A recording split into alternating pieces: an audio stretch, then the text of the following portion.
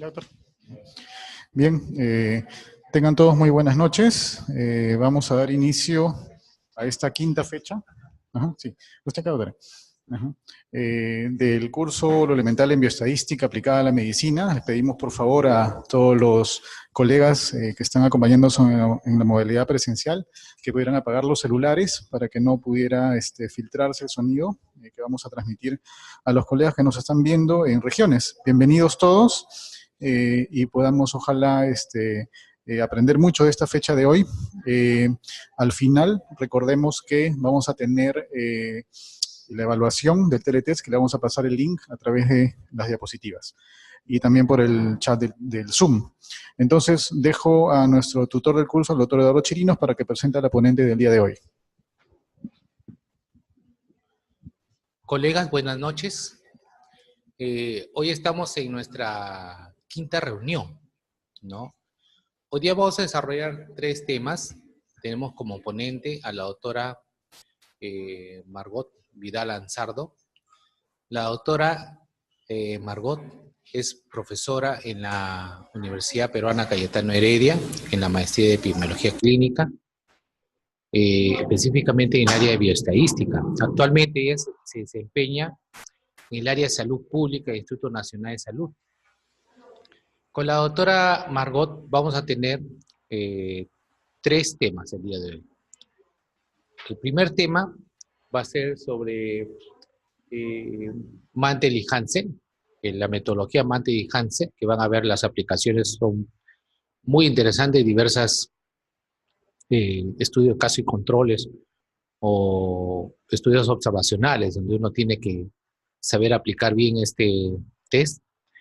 El segundo tema va a ser el tema de correlación.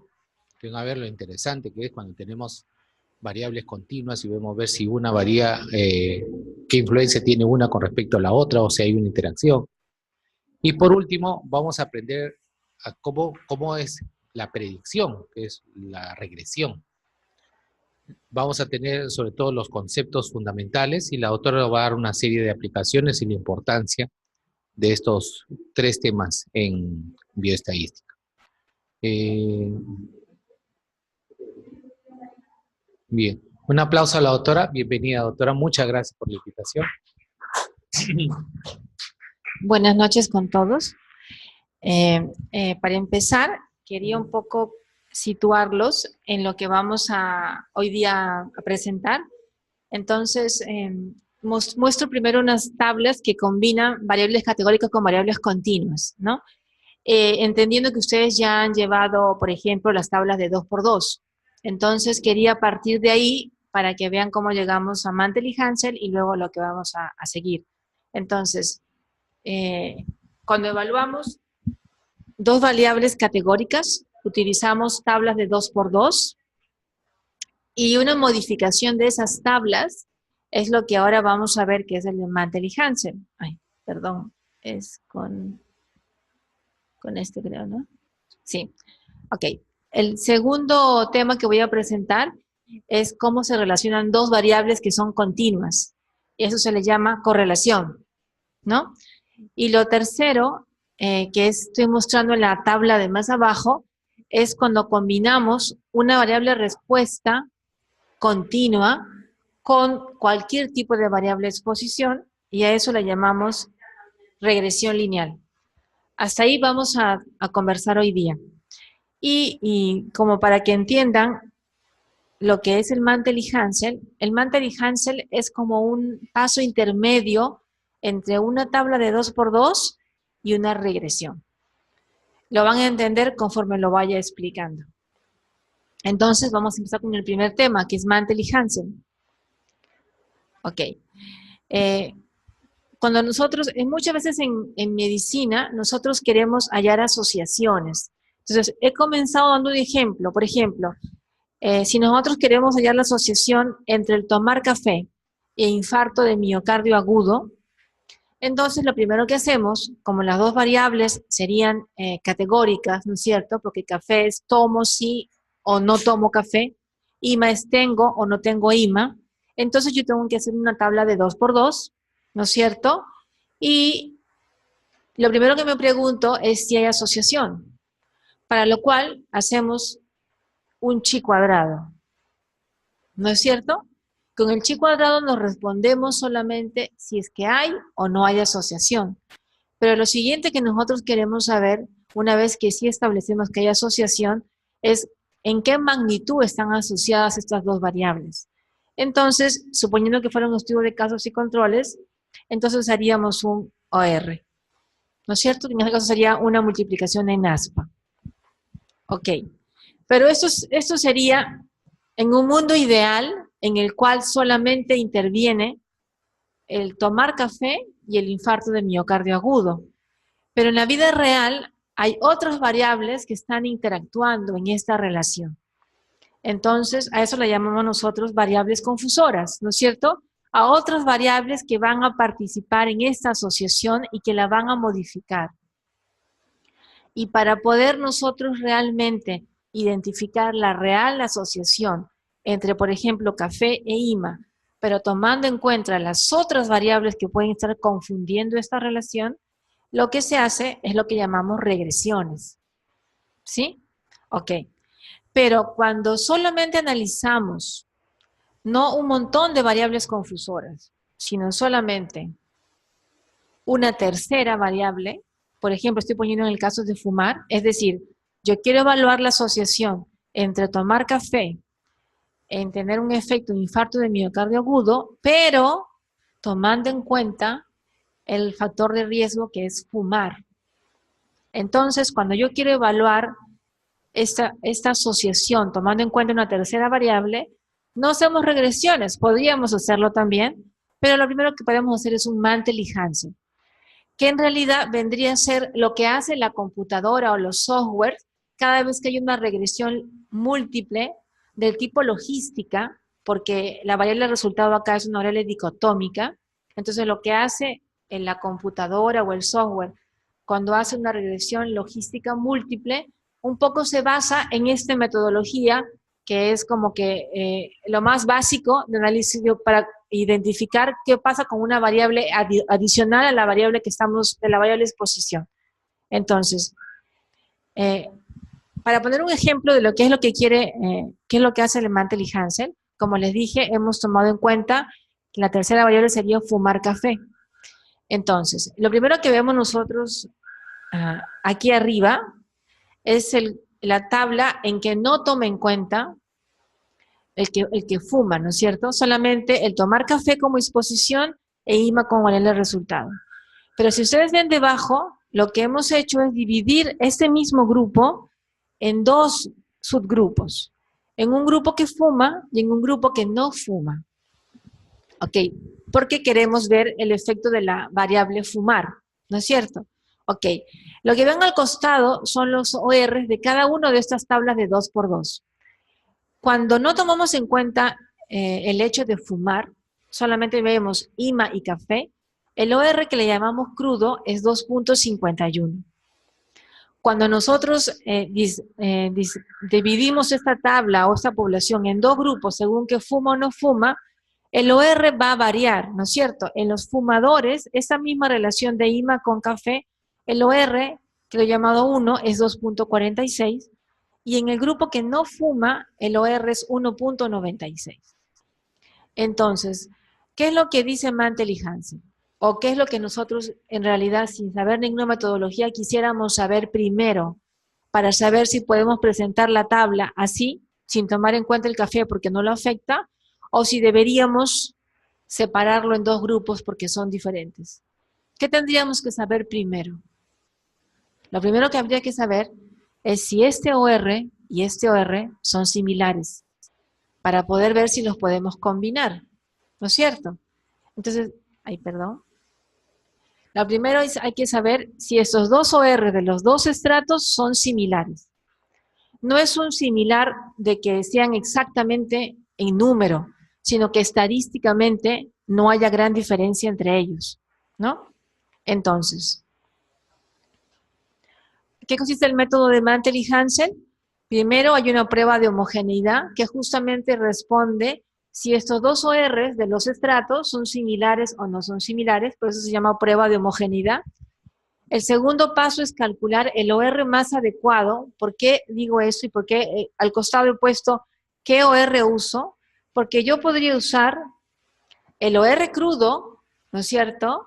El OR de cada uno por separado o un OR combinado, que no es lo mismo que este OR crudo. El OR combinado es aquel que toma en cuenta la variable fumar. Ok, entonces, por eso el segundo paso es averiguar con qué R yo voy a trabajar. Y el tercer paso, que siempre hay que hacerlo con cualquier medida, es cuál es el intervalo en el que este OR está para saber si realmente hay asociación o no hay asociación. ¿Sí? Ok. Entonces, el primer paso es una prueba de homogeneidad que simplemente quiere saber si los dos OR de los dos estratos es similar o no. Entonces, como cualquier prueba de hipótesis, tenemos dos hipótesis, una nula y una alterna. La nula en esta prueba dice que los dos R son iguales y en la hipótesis alterna dice que no son iguales. Ok, he mostrado la fórmula en realidad solo para conocimiento, porque no es mi interés, y creo que tampoco del doctor Chirinos, que nosotros sepamos en realidad cómo sale la fórmula, ni calcular a mano las cosas, porque realmente eso ya no hace falta, felizmente. Y cuando lleguemos a regresiones, pues menos, porque si no, no terminaríamos nunca. Pero bueno, esta es la fórmula que sirve para aplicar la prueba estadística, que como ustedes ven es un chi cuadrado también, pero modificado. Ok, lo que quiero que entiendan es cómo interpretar esto.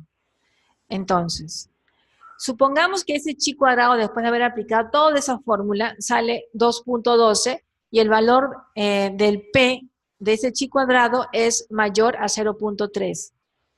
O sea, es mayor a 0.05, ¿no es cierto? ¿Qué es lo que haríamos en cualquier prueba de hipótesis cuando el P es mayor a 0.05? Bueno, lo que haríamos es aceptar la hipótesis nula, ¿sí? ¿Por qué? Aunque no sea una interpretación exacta, la forma como a mí me ayuda de interpretar el valor de P es la posibilidad o la probabilidad de que yo me equivoque al decir algo. Entonces, cuando yo pongo que el P es mayor a 0.31, lo que estoy diciendo es que si yo quiero rechazar la hipótesis nula, tengo una probabilidad de equivocarme de 31%. Ok, y el punto de corte internacional es solo un 5%. Menos de un 5% yo tengo que tener de probabilidades de equivocarme para rechazar la hipótesis nula. Entonces, como aquí el valor de P es 0.31, que quiere decir tengo una probabilidad de equivocarme de 31% a más, yo no puedo rechazar la hipótesis nula. Por lo tanto, me quedo con que las dos R's son iguales. ¿Sí? Ok, hay un punto que necesito aclarar aquí. La prueba de homogeneidad, como es una prueba previa a la prueba central, que es la de Mantel y Hansel, es un poco más laxa en el punto de corte. Y en este caso, ya no es 0.05 el que establece si yo rechazo o no la hipótesis nula. En este caso es un 0.20. Solo para esta prueba, el punto de corte es 0.20. Quiere decir que yo puedo aceptar hasta un 20% de error o de probabilidad de equivocarme y puedo rechazar la hipótesis nula. En este caso yo lo puse a propósito más de 0.20 para que nos quedemos con la hipótesis nula. Ok, si hubiera sido al revés, quiere decir que los dos R's no son iguales. Ok, vamos a pensar que salió que el P es mayor de 0.20, quiere decir que la hipótesis nula no la podemos rechazar y continuamos diciendo de que los dos R de los dos estratos son similares. Ok, entonces, ¿qué tocaría? Calcular un OR. Como son similares, y acá lo estoy poniendo a poner, miren, cuando el P es más de 0.20, quiere decir que los dos OR son similares y entonces debo usar el OR resumen o combinado. Pero cuando el P es menor a 0.20, quiere decir que los dos R's no son similares. Por lo tanto, yo debo reportar el OR para cada estrato por separado. En este caso, tiene que reportar el OR primero de los fumadores y luego de los no fumadores. si el P hubiera sido menor a 0.20.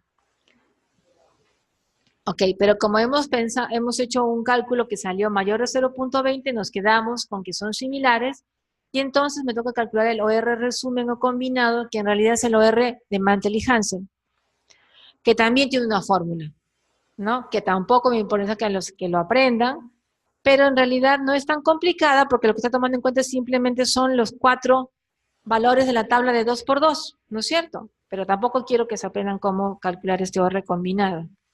Ok, y lo que sigue es interpretar el intervalo de confianza. Porque el OR se interpreta como cualquiera, ¿no es cierto? Si es mayor de 1, si es igual a 1, quiere decir que no hay asociación, porque da lo mismo, ¿no es cierto?, uno u otro. Si es menor de 1, es que ese factor de riesgo más bien protege, y si es mayor de 1 el OR, quiere decir que es un factor de riesgo. Ok, lo que les he puesto acá abajo es un poco los ejemplos para interpretar, para que acaben de captar cómo interpretaríamos el intervalo de confianza. Por ejemplo, si tuviéramos un OR de 4, pero el intervalo de confianza va de 2 a 6, ¿no es cierto? Lo que está diciendo es que no pasa por 1. Por lo tanto, yo puedo leer el OR sin problema.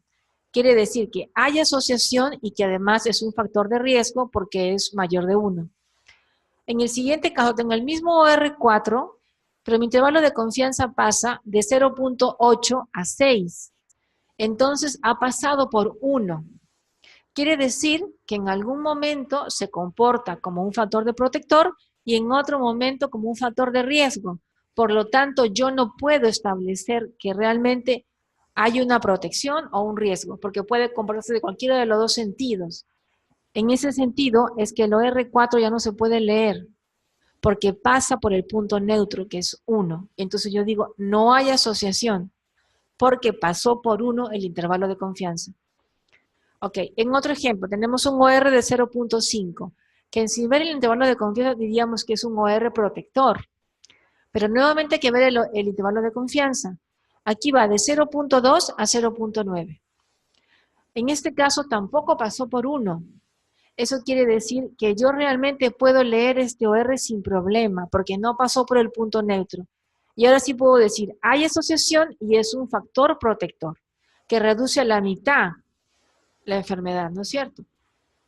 Con el mismo OR, pero con otro intervalo de confianza, que va de 0.3 a 1.3, es decir, que pasa por el punto neutro, que es 1, quiere decir que yo ya no puedo leer ese OR y simplemente tengo que decir que no hay asociación, porque no hay evidencia de que yo pueda decir lo contrario, ¿sí? Pero todo se basa en que no pase por 1. Si pasa por 1, yo ya no puedo leer ese OR, ¿sí? Ok. Ahora sí, lo que he mencionado ha sido pura teoría. Ahora les voy a mostrar un poco con el ejemplo cómo se interpreta esto.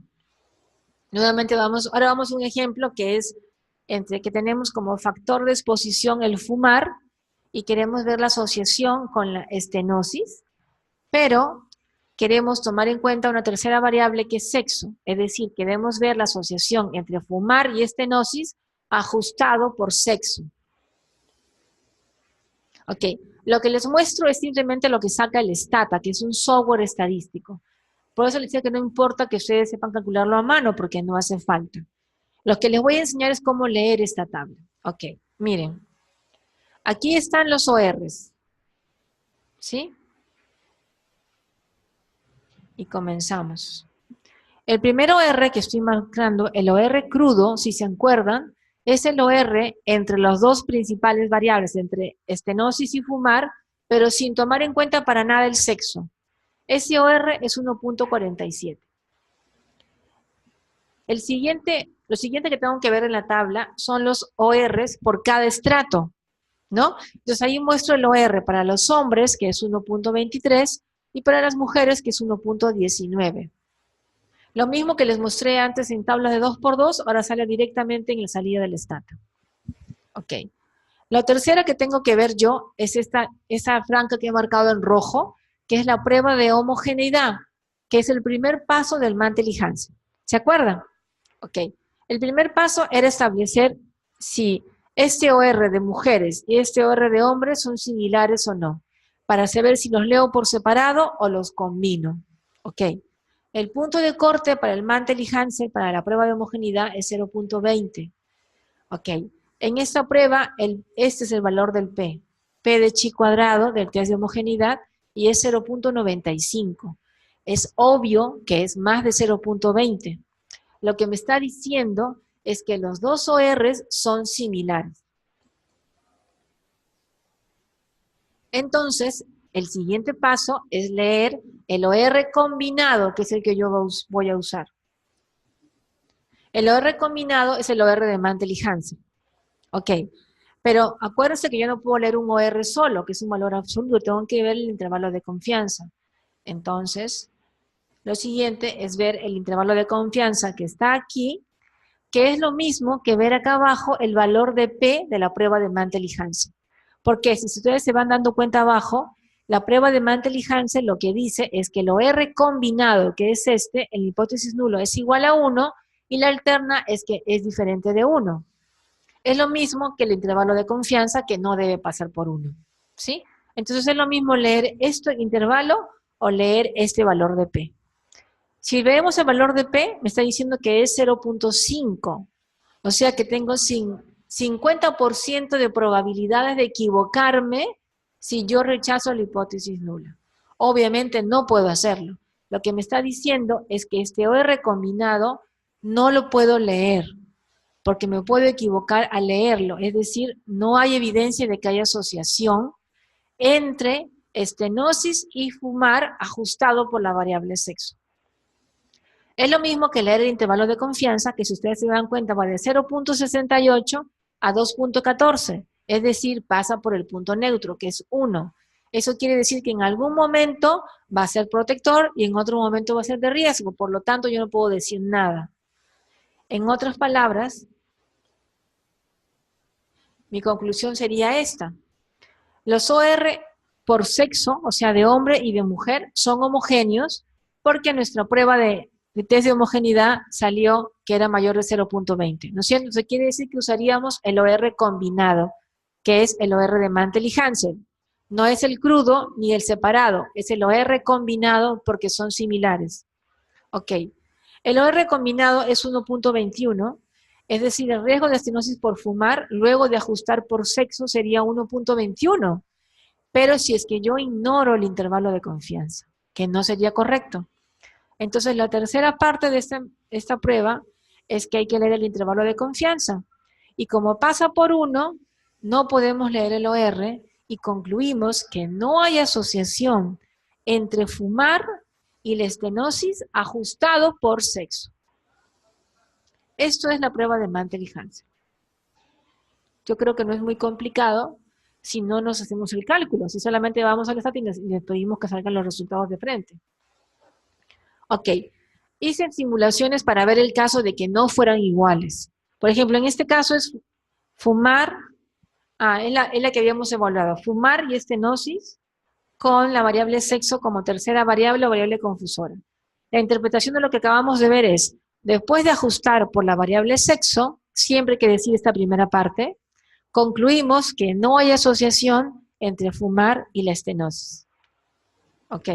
Pero ahora vamos a hacer un segundo caso, y he cambiado los datos a mano, en el cual nuevamente nos hacemos hacer el mismo ejercicio. Es decir, primero vamos a ver el OR crudo, que era 1.47. Esto es sin tomar en cuenta la variable sexo. Luego vemos los ORs por separado de cada sexo. En este caso, si ustedes ven, ya se ve una gran diferencia. En las mujeres el OR era 5.23 y en los hombres el OR es 1.19. Casi al ojo podríamos decir que esos dos ORs no son similares, ¿no es cierto? Pero igual vamos a ver la prueba de homogeneidad. Y en la prueba de homogeneidad el P sale 0.13. Si se acuerdan, en esta prueba el punto de corte no es 0.05, sino es 0.20.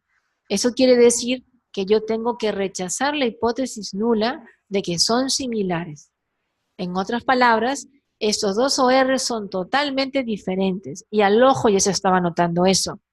Entonces, en este caso, no va a suceder como en el caso anterior en que veíamos el OR combinado, porque no podemos combinar dos cosas que son diferentes. Entonces, lo que hay que reportar es el OR por cada sexo separado. ¿Sí? Ok. Pero nuevamente hay que ver los intervalos de confianza. Nunca podemos ver el OR solo. Y si se dan cuenta, por ejemplo, en las mujeres, el OR va de 1.5 a 6.8. Es decir, no pasó por la unidad. Yo puedo leer sin problemas el OR estos son de los hombres, que es 5.2. En cambio, en las mujeres, que era 1.19, el OR va de 0.47 a 2.96. Pasó por 1. Eso quiere decir que este OR yo no lo puedo leer. Ok, entonces, ¿cómo interpretamos esto? De la siguiente manera. Como los OR por sexo no son homogéneos, yo tengo que leer el OR de cada sexo por separado. Es lo primero. Lo segundo, tengo que ver cada OR por separado y ver su intervalo de confianza. En los hombres, como no pasa por 1, digo que el riesgo de estenosis en hombres es 4 veces más en los fumadores que en los no fumadores. Esto es porque su OR no pasó por 1, solo en hombres. Pero en mujeres, como sí pasa por 1 el intervalo de confianza, tengo que decir, en las mujeres no hay asociación entre la estenosis y el fumar. Espero que haya quedado claro este ejemplo, porque he tratado de mostrarle los dos escenarios, ¿no es cierto? Cuando son homogéneos y cuando no son homogéneos. Ok. Entonces, la interpretación es esta, ¿no?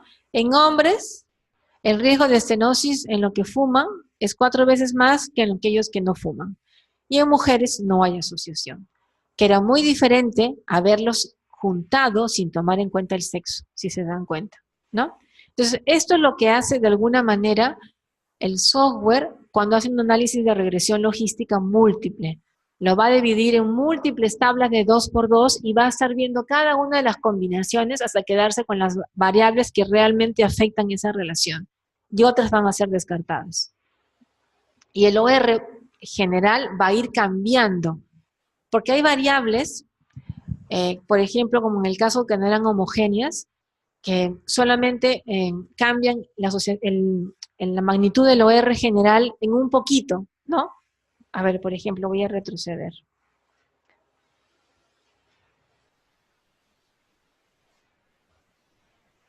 Aquí, por ejemplo.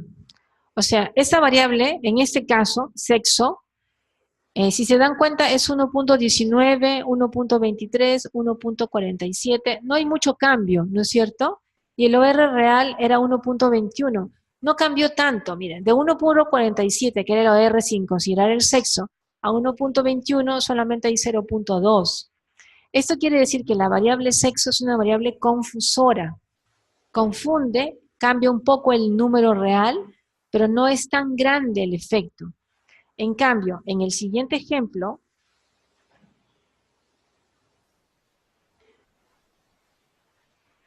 aquí las mujeres tenían 5 veces, o sea, 4 veces más riesgo en realidad se refiere, y los hombres solamente 1.19. Aquí ya estamos viendo un gran efecto diferente.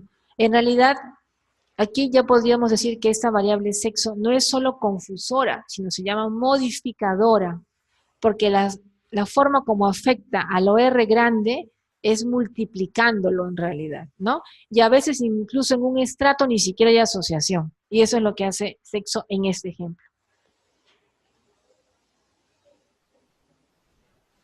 Ok, esa es la primera clase. Traté de hacerlo lo más sencilla posible porque imagino que algunos quizás nunca han visto el tema bioestadístico, quizás han visto pero en forma muy superficial, y en realidad vamos a entrar a temas cada vez más complejos. Entonces prefiero que sepan lo básico que deben saber de cada una de las cosas y no irse por las cosas más extrañas, ¿no? Y que no sean comunes. Lo que toca ahora es hablar sobre correlación. Y correlación es un paso previo a hacer regresión lineal, pero tiene sus diferencias que yo quiero remarcarles. Entonces, ¿para qué se usa la correlación? Se usa para estudiar la relación entre dos variables continuas. Para eso se usa la correlación. Solo para ver la relación entre dos variables continuas. Cuando queríamos ver la relación entre dos variables categóricas, usábamos chi cuadrado, ¿no es cierto? Pero cuando son continuas las dos, tenemos que usar una correlación. Ok, estoy poniendo un caso directamente para que podamos ir entendiendo la aplicación de esto. He sacado este ejercicio del libro del Pagano, que es que usamos nosotros como de base en bioestadística. El caso dice, hay 35 pacientes con cardiopatía isquémica que participaron en una serie de pruebas diseñadas para evaluar la percepción del dolor. En una parte del estudio, los pacientes practicaban ejercicio hasta experimentar dolor en el pecho. Se registró el tiempo hasta el inicio del dolor y la duración del ataque. Entonces, lo que acá estamos viendo es que hay dos variables, ¿no es cierto? Una es tiempo hasta la aparición del dolor y la otra es la duración de la angina. Ok, ¿qué tipo de variables son estas dos variables? Ambas son variables continuas. Por eso es que podemos hacer un estudio de correlación, porque las dos son variables continuas. Ok, a partir de la prueba de hipótesis, imagino que ya recibieron quizás cuando compraron medias, casi todas las pruebas de bioestadística tienen los mismos pasos, que consisten en plantear una hipótesis, calcular una prueba estadística, interpretarla y luego extrapolar los datos. Entonces acá es lo mismo. En este caso, en una prueba de correlación, la hipótesis se divide en dos cosas, en un punto adicional. Además de plantear la hipótesis nula y la alterna, hay que elaborar un gráfico de dispersión. Entonces, lo que quiero mostrar aquí es el mismo ejemplo que comenté hace un ratito, y primero planteamos siempre la hipótesis alterna. La hipótesis alterna es aquella que el investigador cree que es lo que está ocurriendo, ¿no es cierto? Y la nula simplemente dice todo lo contrario. Entonces, en la hipótesis alterna, que aquí se simboliza con HA, y este P en realidad es el coeficiente de correlación, lo que dice es que hay correlación entre el tiempo de inicio del dolor y la duración de la angina. Eso es lo que dice la hipótesis alterna. Lo que dice la hipótesis nula es simplemente lo opuesto, que no hay correlación. ¿Sí? Ok. Aquí vemos el gráfico de dispersión. Entonces, el gráfico de dispersión no siempre es muy evidente. En realidad, casi siempre uno tiene que ser casi como de mago para más o menos poder interpretarlo. Por eso es que uno siempre debe de poner una palabra mágica, que es parece, sugiere, aparentemente, porque el gráfico no decide, solamente da una idea. El gráfico sugiere, en este caso, si uno tratamos de hacer una línea imaginaria con una flecha, que es la que estoy poniendo aquí, ¿no es cierto? Sugiere una correlación, y estas son las tres palabras que tienen que a continuación darse para una interpretación de un gráfico de dispersión. Primero tienes que decir si esta relación parece lineal. Lo segundo que hay que decir la intensidad de esta relación. Y lo último, la dirección. Ok, lo primero es si la relación entre estas dos variables es una relación lineal. Lo que tratamos de ver en ese caso es una línea, ¿no es cierto? Es la que más o menos yo he tratado de mostrarla cuando he tratado de dibujar esta flecha roja. O sea, ya, más o menos diría que hay una relación lineal, que otros podrían decir que no hay, porque realmente no es tan evidente. Ok, el siguiente punto hay que decir la intensidad. Como yo no estoy viendo puntos alrededor de mi flecha, no hay un montón de puntos que parecen realmente una flecha, yo no puedo decir que hay una gran relación lineal, ¿no es cierto? Entonces le estoy poniendo leve. Y lo tercero que hay que decir es el signo de la relación lineal. Es positiva cuando a medida que una aumenta, la otra también aumenta. O cuando una se reduce, la otra también se reduce. Eso es una relación positiva. Pero si una aumenta y la otra se reduce, es una relación negativa. En este caso, yo pienso que parece que a medida que aumenta la duración de la angina, a medida que aumenta la aparición del tiempo de la angina, también aumenta la duración de la angina. Pero todo esto sigue siendo sugestivo, solo me da una idea, ¿sí? Lo que realmente me va a decidir es la prueba estadística. Entonces, volvemos al mismo caso, pero para hacer correlación, primero hay que cumplir con un supuesto, que es que la variable continua tenga distribución normal. Si es que no la tiene, hay que usar otra prueba de correlación. Entonces, primero hay que investigar si las variables tienen distribución normal, y una vez que tengamos esa respuesta, tenemos que saber qué tipo de coeficiente hay que aplicar. Entonces, hay otra prueba estadística que se llama prueba de Shapiro-Wilk, que aquí estoy poniendo cuáles son sus hipótesis. La hipótesis nula es que la variable tiene distribución normal, y la hipótesis alterna es que la variable no tiene distribución normal. Esta es una prueba como excepcional porque tiene en la hipótesis nula lo que nosotros quisiéramos. Es decir, no sigue la regla de que lo que nosotros queremos está en la hipótesis alterna, sino que la nula está la que nosotros queremos. Por lo tanto, nosotros necesitamos encontrar un P mayor de 0.05 para quedarnos con la hipótesis nula, que es que las variables tengan distribución normal. ¿No es cierto? Entonces, acá lo que estoy mostrando debajo es la prueba de Shapiro-Wilk para la variable tiempo, o sea, aquí ha habido un lapsus. En realidad debería ser la variable tiempo y abajo la variable duración de la angina. Supóngase que las dos, que sí está correcto, y que ambas están mostrando, ¿qué cosa? Su P es, este es el P de cada una. Es mucho menor a 0.05. Por lo tanto, yo tengo una probabilidad de equivocarme infinitamente pequeña al rechazar la hipótesis nula, ¿no es cierto? Por lo tanto, ninguna de las dos tendrían distribución normal. ¿Sí? Que es una cosa común, porque en realidad es más común que no tengan distribución normal a que la variable tenga distribución normal. Ok. ¿Qué tipo de coeficiente tengo que yo usar? Depende. Si las dos variables tienen distribución normal, uso coeficiente de Pearson. Si solo una tiene distribución normal, sigo usando Pearson. Pero si ya las dos no tienen distribución normal, yo debería usar Spearman. Esa solamente es la clave. ¿Sí? Estas están las diapositivas que le hemos mandado, así que ni siquiera tienen que copiar ni nada porque todo está. Solo corregí un error que había antes y nada más. Ok. Ok. A ver, chicos. Entonces, como ya nos dimos cuenta que como las dos tienen distribución no normal, debemos usar entonces Spearman. ¿Sí? Ok. Bajamos. Y de frente utilicé Stata y me sacó el Spearman. No hay que hacer nada especial. Hasta le he puesto el comando que si se dan cuenta es súper fácil, porque es solamente poner Spearman y las dos variables. Ok. Lo que también tengo que explicarles es que cómo se interpreta el Spearman. El Spearman y el Pearson es una variable que va en un rango de 0 a 1, donde 0 quiere decir no hay correlación y 1 es correlación perfecta. Ok. En este caso, ¿dónde está el valor del coeficiente de Spearman? Este es el coeficiente de Spearman, 0.0758. ¿Sí? Está muy cercano a 0 en realidad. Y el valor de P, como todas las pruebas hay que ver el valor de P, si uno no puede leerlo, es 0.66.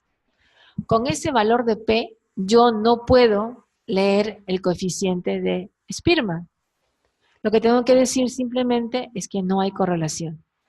Porque el valor de P es lo que manda para cualquier prueba.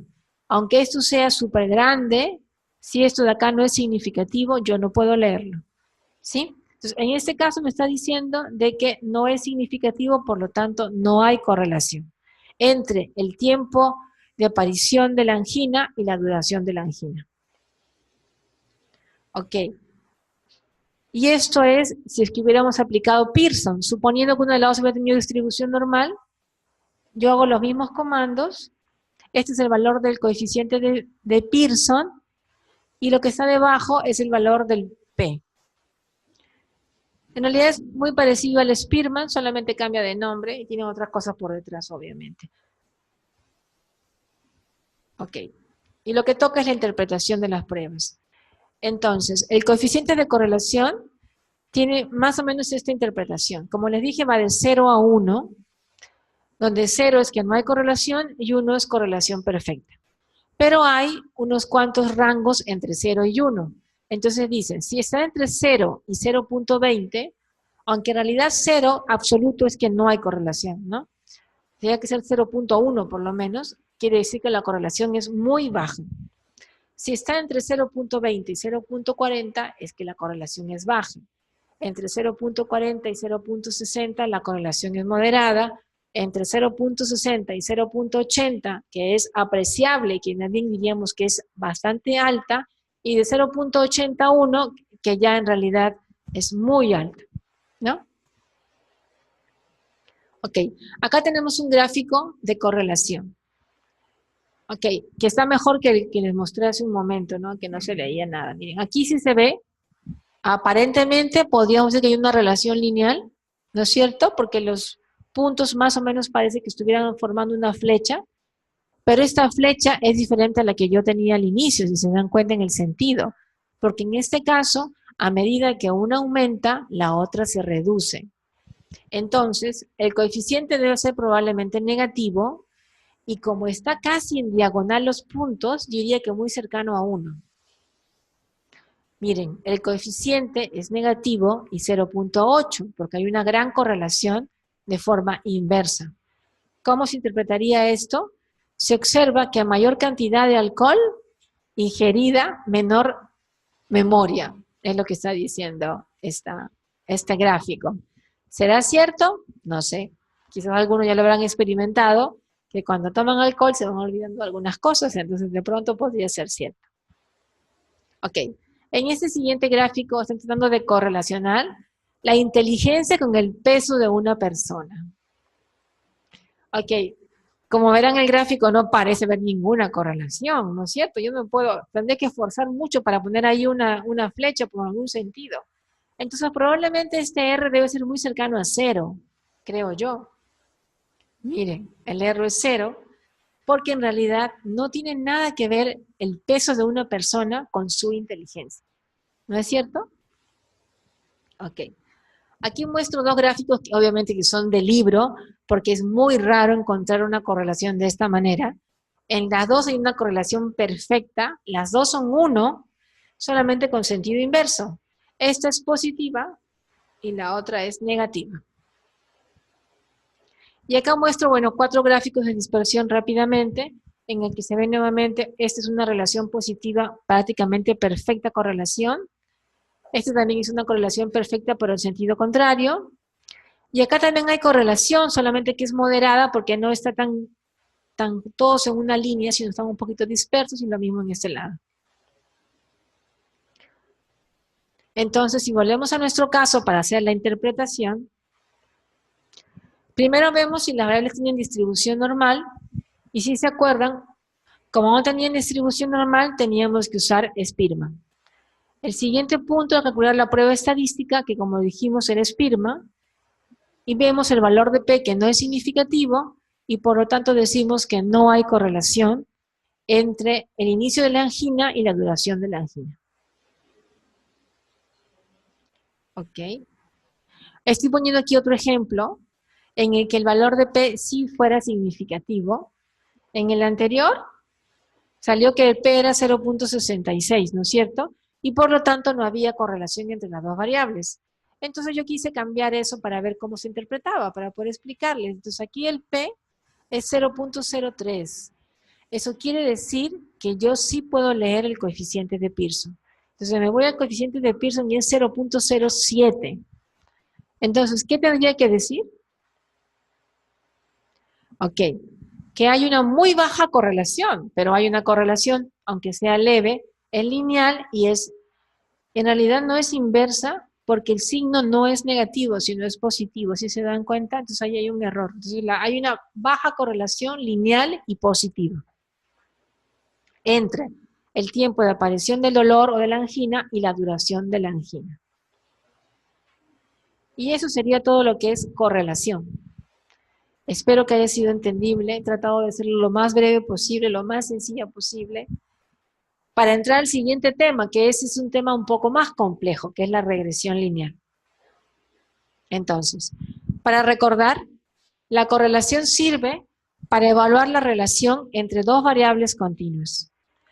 Pero la regresión lineal, que usa también el mismo gráfico de dispersión, se diferencia de la correlación de que no mide la relación entre dos, sino que predice la variable respuesta en función de la otra variable, lo cual yo no puedo hacer en una correlación. En una correlación no hay una que sea respuesta y otra que sea exposición. Las dos son variables simplemente independientes. En la regresión lineal tengo que identificar una variable respuesta y tiene que haber variables exposición. Y para hacer regresión lineal, la variable respuesta tiene que ser una variable continua. Ok. A continuación les muestro un gráfico que de alguna manera resume la regresión lineal, que en realidad es construir una recta. ¿Sí? Ok. En el eje Y está la variable respuesta, en el eje X la variable independiente, que es la que a partir de la cual yo quiero predecir la variable respuesta. Esta es la recta de la regresión lineal. Los puntos negros son los puntos reales de esta variable X y esta variable, de la variable Y en realidad, ¿sí? En función de la X. Y en la recta están los mismos puntos, pero que han sido estimados para que caigan en una recta. Entonces, la recta que pasa por ahí no pasa por gusto, puede ser por donde se ve. Pero lo importante primero es entender la composición de esta recta. Si ustedes ven al costado de las ecuaciones, estas ecuaciones son la misma ecuación, solamente que las he puesto de diferente manera porque ustedes la van a encontrar en los libros de estas tres formas. Va a tener una primera letra, que generalmente es un alfa, pero que pueden ponerla como A o que pueden ponerla como beta sub 0. Y luego van a ponerle un signo más una B, beta o un beta sub 1 al lado de la variable X. ¿Ok? ¿Qué es lo que dice esta ecuación? Que a partir de la variable X yo puedo predecir la variable Y, que es la variable respuesta. ¿Ok? ¿De qué se compone esta ecuación? Este A, alfa o beta sub 0, en realidad es el punto en que corta la recta al eje Y. Si se dan cuenta, la recta en realidad debería seguir hasta por acá. Pero en el punto que corta, de acá de 0x hasta donde cortó la recta, eso se llama A, que es un coeficiente, una constante. Lo que importa de la regresión lineal es el otro coeficiente, que es el coeficiente beta, que viene a ser la pendiente. La pendiente que es como el ángulo que se forma entre el X y la recta. Si no existiera esta pendiente, si esta pendiente fuera 0, no habría recta, no habría relación. Entonces, por eso es que este beta es tan importante. Y es muy importante que este beta nunca sea 0. Ok. Lo siguiente que quería mostrarles, además de esta ecuación, es esta gráfica, que a lo mejor para muchos es difícil de interpretar, que se refiere al tema de residuos. Pero en realidad espero que luego de que yo se los explique se les quede tan sencillo que por fin puedan entender un poco de qué se trata esto. Ok, lo que estoy aquí poniendo en este gráfico, en amarillo, bueno, aquí se ve blanco, no sé si se ve igual ahí, allá. Es amarillito, es el valor real de la variable Y en función de X, ¿sí? Y lo que está en rojito, en realidad trató de ser la misma variable, pero es la que la recta ha predicho. Ok. Y lo importante es que la diferencia que haya, aquí se ve, mire, por ejemplo, entre el valor predicho por la recta y el valor real, que esta diferencia sea la menor posible. A esta diferencia le llaman error o residuo, que viene a ser la diferencia que ha habido entre el valor real y el valor que predijo la recta. Entonces, ¿cuál es la mejor recta? La mejor recta es aquella que tenga estas diferencias lo más cercanas a 0. Porque eso quiere decir que esta recta casi pasa por todos los valores reales En otras palabras, puede predecir con exactitud la variable respuesta. No sé si eso se ha entendido. Voy a volver a repetirlo. Ok. Lo que vemos en amarillo, estos puntos, son los valores reales de la variable respuesta. Los que vemos, los puntos rojos que están sobre la recta, son los valores predichos para la variable respuesta en función de X. Lo que vemos de diferencia entre el valor real y el valor predicho para la recta, esa diferencia la llamamos error o residuo. Y la clave está que la recta pase de tal manera que estos errores, cada uno de estos sea lo más pequeño posible. Si es posible 0, sería mejor. Y cuanto más chiquitos sean los residuos, este error, mejor será esta recta para predecir la variable resultado. Ok, este es un gráfico de residuos, que es solo para reforzar lo que les acabo de decir. Les decía con el anterior gráfico que lo más importante para que esta recta sea buena en predecir es que esta diferencia o residuos sea lo más cercano a 0. Entonces, el siguiente gráfico... Chispas.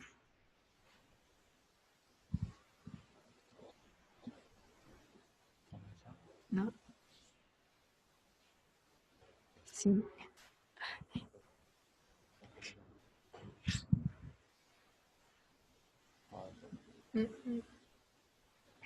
Voy a sacarlo. No, ese es el mouse. No, voy a tener que llamar mejor. Sí, disculpe un momento que se ha parado la computadora. Aprovecharé para repetir lo que dije, a ver si de alguna forma ayuda. Ok, lo que les decía es que en este gráfico, lo que se ve en puntos amarillos son los valores reales de la valor respuesta. Por ejemplo, ¿qué podríamos poner? Que fuera el peso, por ejemplo, que fuera el peso de una persona en función de su talla, ¿sí? Entonces, este sería el peso real de alguien. Pero la recta de regresión predice que este sería su peso. Si no supiéramos el peso y nada más la talla de esta persona, diríamos que esta persona que tiene, suponiendo 1,60 m, pesa 60 kilos, pero en realidad pesa 64, ¿sí? Un momento, por favor.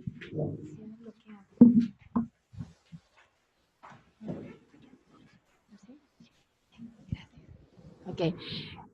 Entonces, lo que decíamos es que este es el valor real, por ejemplo, del peso, y ese es el valor del peso predicho para una talla específica cuando no conocemos el valor real del peso. Y como se dan cuenta en mi ejemplo, si tenemos una persona de 1,60 m, el valor que predice la recta es que pese 60 kilos, pero en realidad pesa 64, la diferencia son 4 kilos, ¿sí? Entonces lo que intenta la recta es que esa diferencia entre lo predicho y lo real sea lo más cercano a 0, para que prediga de manera más certera. Ok, entonces el siguiente gráfico lo que trata de decir es eso. Acá hay una línea recta, ¿sí ven? Que está en 0. Entonces aquí estoy graficando yo los residuos versus los valores predichos por la recta. Entonces, lo que yo quiero es que estos puntos estén lo más cerca a esta línea de 0, porque eso quiere decir que cuanto más cerca están los puntos a la línea recta de 0, esa recta predice mejor, ¿sí? Pero lo que estamos viendo aquí es que muchos puntos no precisamente están en 0, sino que están un poco más lejos, ¿no es cierto? Ok, lo que normalmente se dice y permite es que esto puede estar entre -2 y 2. Entre -2 y 2 es un error aceptable de la recta. Si tenemos muchos puntos que están por encima de ese rango, quiere decir que nuestra recta predice, pero quién sabe cuál es la probabilidad de que realmente le acierte, ¿sí? Eso es lo que quiere decir. Ok, una vez explicado esto, que era la parte más compleja, les voy a enseñar con cosas más prácticas qué es lo que tenemos que hacer. Entonces, tenemos un caso nuevamente. Entonces decimos que tenemos una base de datos que contiene información de 100 niños con bajo peso, nacidos en Boston, Massachusetts, y se les mide la presión arterial sistólica y el periodo de gestación de la madre, ¿no? Entonces, nuevamente vemos que la presión sistólica es una variable continua y el periodo de gestación en realidad es una variable discreta, ¿no es cierto? Porque es 1, 2, 3 semanas, ¿no es cierto? Ok. Lo importante es que la variable resultado, que en este caso va a ser la presión arterial, sea una variable continua, para que yo pueda hacer una regresión lineal. No importa de qué tipo sea la variable independiente. Puede ser categórica, puede ser continua, puede ser ordinal, la variable que sea, no importa. Lo que importa es que el resultado sea continuo para hacer regresión lineal. Ok. Como todas las pruebas que les he comentado, tienen los mismos pasos. Plantear una hipótesis, que no es una prueba estadística, interpretar y extrapolar. Comenzamos. Parecido a la correlación, por eso les comentaba que eso daba un paso a la regresión, hay que ver un gráfico de dispersión para ver si hay alguna relación entre estas dos variables y luego planteamos la hipótesis, ¿no? Corremos la regresión e interpretamos. Entonces vemos este gráfico de dispersión. Aquí estamos mostrando la edad gestacional, como es variable independiente va abajo, ¿no es cierto? Y la variable resultado es presión sistólica, que es la que va en el eje Y.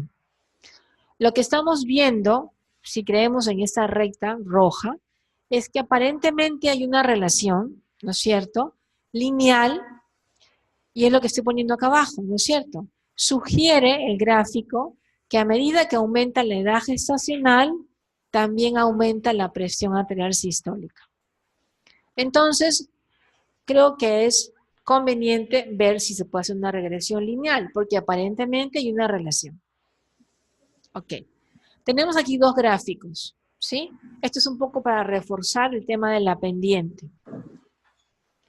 En el primer gráfico yo puedo poner una recta imaginaria allí y entonces eso quiere decir que hay un beta, ¿no es cierto? Hay un ángulo.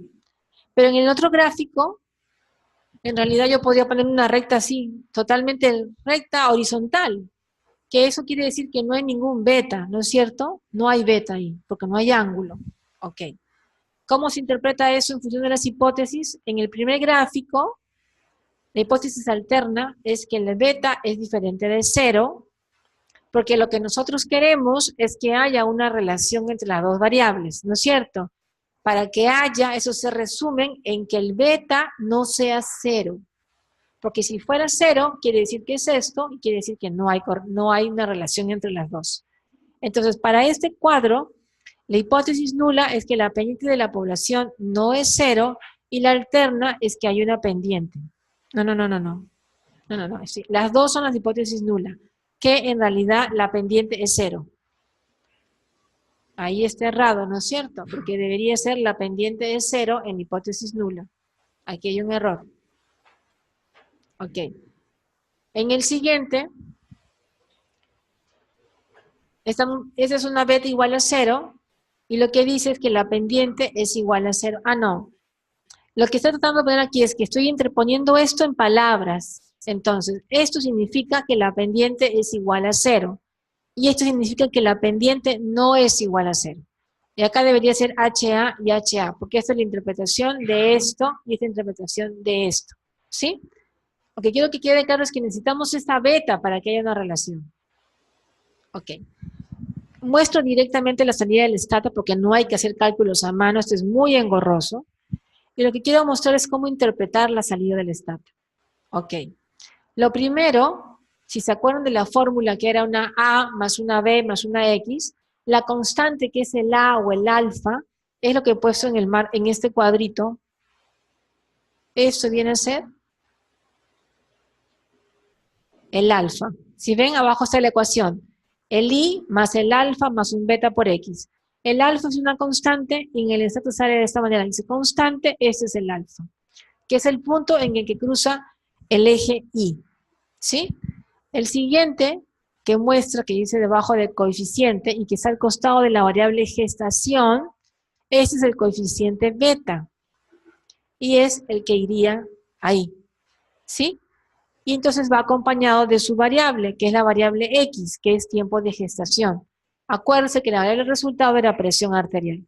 Entonces, Solamente reemplazando los datos de esta salida del software Stata en la ecuación, podríamos predecir cuál es la presión arterial de un niño sabiendo su edad gestacional, porque la multiplicamos por 1.26 y le sumamos 10.55.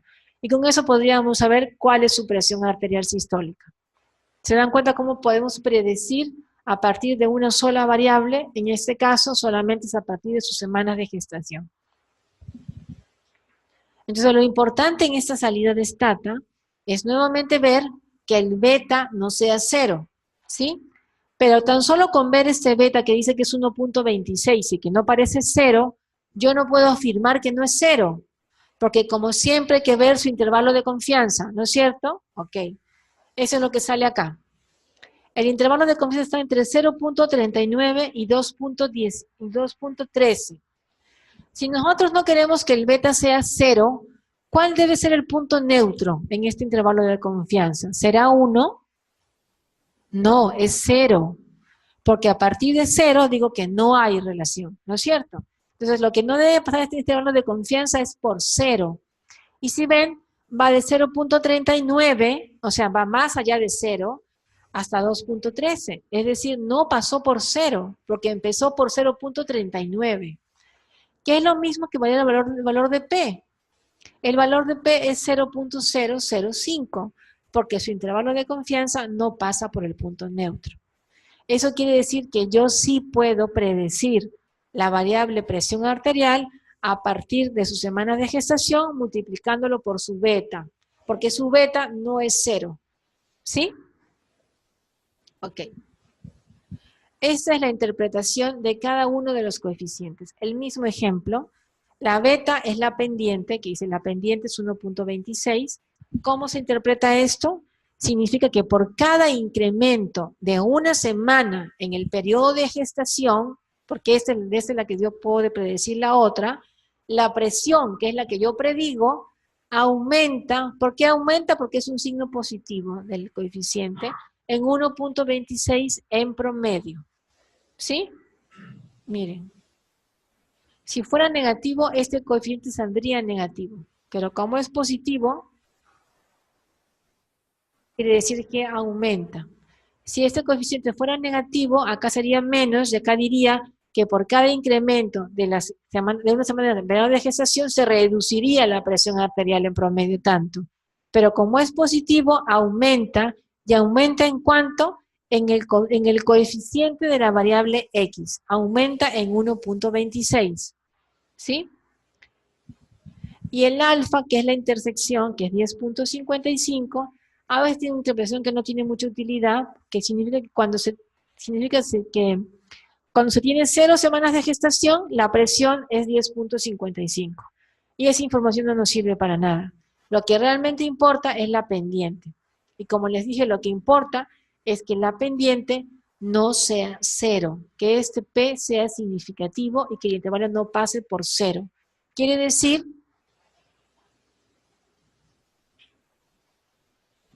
que existe relación, porque este beta no es 0, que es este de acá, ¿no es cierto?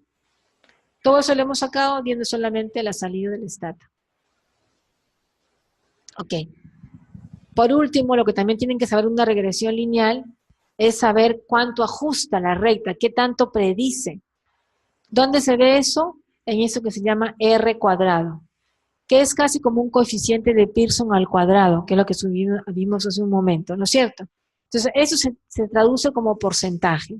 Como es 0.07, lo multiplico por 100 y lo que digo es que el 7.9% de la variabilidad de la presión arterial sistólica es explicada por la relación lineal entre la edad gestacional y la presión arterial.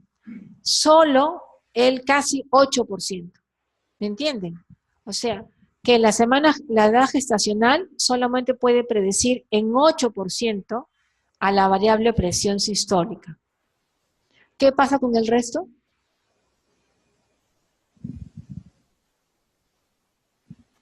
Si solo la edad gestacional explica el 7.9%, quiere decir que falta incluir otras variables en la ecuación. ¿Sí? Eso es lo que quiere decir, simplemente. Y eso es lo que da paso a lo que van a recibir seguramente mañana, creo, que es la regresión lineal múltiple, que es en la que van a incluir más variables. Yo solamente he tomado una sola variable independiente, ¿sí? Y eso sería todo, me parece. Ok, chicos, espero que haya sido entendido.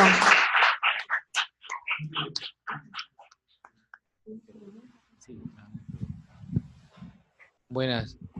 Gracias, doctora Margot. Ahora estamos ya, ¿no?, a las preguntas, que definitivamente deben haber muchas, porque son aplicaciones. Realmente ahora nosotros vemos en nuestro trabajo diario cuánto de estos métodos estadísticos podemos aplicar, iniciando obviamente primero por los estudios descriptivos y luego buscando asociaciones y luego empezando a trabajar en esos puntos, a buscar las asociaciones que muchas veces lo necesitamos. ¿Preguntas por los presentes? Doctor, sí.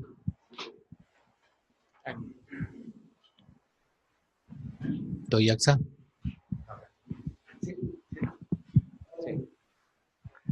Sí, doctora, buenas noches. Tengo una duda respecto al intervalo de confianza. No me refiero al ejemplo en particular, sino en general. Dicen que el intervalo de confianza, para que sea realmente confiable, valga la redundancia, no debe incluir la unidad. ¿Algún comentario al respecto, por favor? No, es que en realidad depende de cuál es el punto neutro de la prueba. En el OR, como el OR es una operación entre un numerador y un denominador, el punto neutro es 1. Porque si es igual a 1 quiere decir que lo de arriba es igual a lo de abajo, ¿no es cierto? En cambio, por ejemplo, en una resta, el punto neutro no es 1, sino que es 0. Porque si tú restas 2, y si es igual a 0, quiere decir que las dos son iguales. Entonces, en el caso de un coeficiente beta, en el cual les expliqué que si es igual a 0, es una recta horizontal, quiere decir que no hay una relación, el punto neutro es 0. Entonces, lo importante es que el intervalo de confianza no pase por el punto neutro. El punto neutro puede cambiar dependiendo de lo que estamos mirando.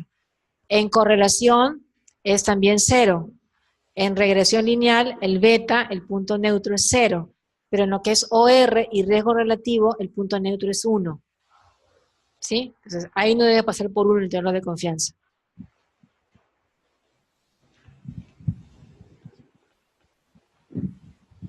Aquí tenemos una consulta de un médico que está en el Zoom. Nos dicen, cuando se usa intervalo de confianza chi cuadrado, ¿cuándo es asociación y cuándo correlación? En el chi cuadrado en realidad no se utiliza el intervalo de confianza para poder interpretar el chi cuadrado, se utiliza el valor de P. Y el valor de P se obtiene de una tabla. Y si no me equivoco, a partir de 3.80 y algo, creo, con el chi cuadrado es 3.80, ya el P es significativo. Pero en realidad no hay un intervalo de confianza para el chi cuadrado. Es una tabla que uno tiene que mirar de acuerdo al chi y los grados de libertad, uno puede interpretar realmente ese, si es significativo o no. Pero no hay un intervalo de confianza para el chi cuadrado. ¿Otra consulta de acá?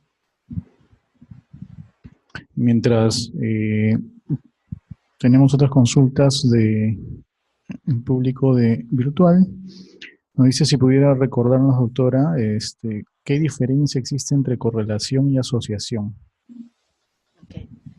En realidad, correlación-asociación podríamos casi usarlo de forma similar, solo que la correlación se utiliza para dos variables continuas y la asociación para dos variables categóricas. Pero la correlación también mide asociación, solamente que entre dos variables continuas, ¿sí? Pero generalmente se usa asociación cuando hablamos de dos variables categóricas y correlación para medir la asociación entre dos variables continuas. ¿Alguna otra consulta del público asistencial? Si es que no tenemos más preguntas o mientras vamos pensando en algunas, recordarles que mañana transmitimos a las 7 de la noche de Trujillo el curso de enfermedades crónicas no transmisibles y el viernes comenzamos un curso a las 4 de la tarde, de 4 a las 5, perdón, 5 de la tarde, de 5 a 8, sobre tópicos selectos de patología clínica, ¿no?, para todos los médicos en general. También por la misma transmisión y a comenzar de manera presencial también acá en el aula 1, aquí donde estamos. ¿Alguna pregunta que quieran hacer la doctora? Si no, para ya terminar, vamos a colocar para el público presencial también el link del teletest para que lo puedan copiar y puedan resolver las preguntas dentro de las 3 horas siguientes, y eso va a dar un calificativo, doctora, para que se pueda acumular puntaje válido para la recertificación, ¿no? Entonces, volvemos a pedir preguntas y vamos a ver si es que no hay también en el Telegram. Sí, solamente felicitaciones, doctora, excelente ponencia, ha hecho comprender muy bien.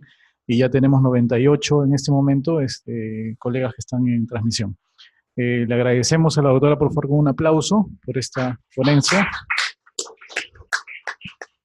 Y allí tienen el teletest para que puedan copiarlo e ir resolviendo. Muchísimas gracias.